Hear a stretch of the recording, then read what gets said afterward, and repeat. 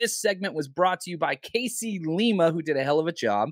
And if you want to follow him, which I strongly recommend, Faithful, on Twitter at Case in .24. Case in .24. So thank you, Casey Lima, for putting this together. Number 5, Aaron Banks.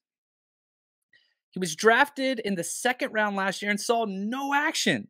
But now, after redshirting, right, we know that the 49ers redshirt their rookies. He's looking to start at left guard, replacing the ever-durable Laken Tomlinson, who was incredible. He got his huge payday with Robert Saleh, and he deserves it. I'm excited to see what he's going to do up there. But the 49ers seem to have planned for this a year in advance.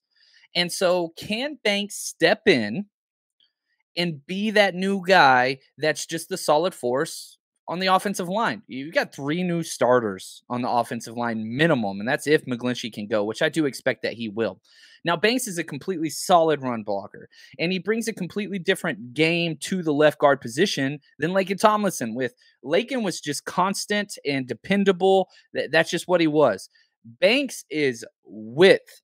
He is a mountain of a man, and maybe brings just, I would say, more of a eclipse style method to pass protection. It's just so hard to get around the dude. He's so freaking wide. So his preseason performance was up and down, didn't necessarily inspire any confidence, but at the same time, I think that you can get starter level play from Aaron Banks in his second year. It still feels like a rookie year for me. Now, Banks is going to need to improve quickly on the fly. Now, the good news is the schedule shakes out well.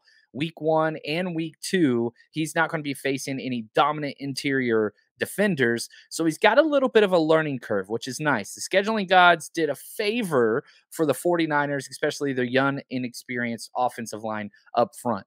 But if for some reason he does struggle, the people behind him, not necessarily healthy.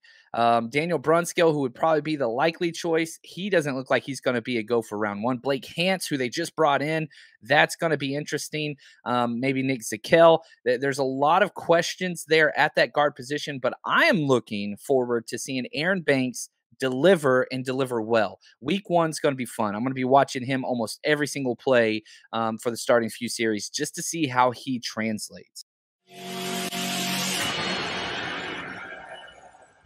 The 49ers Rush Podcast.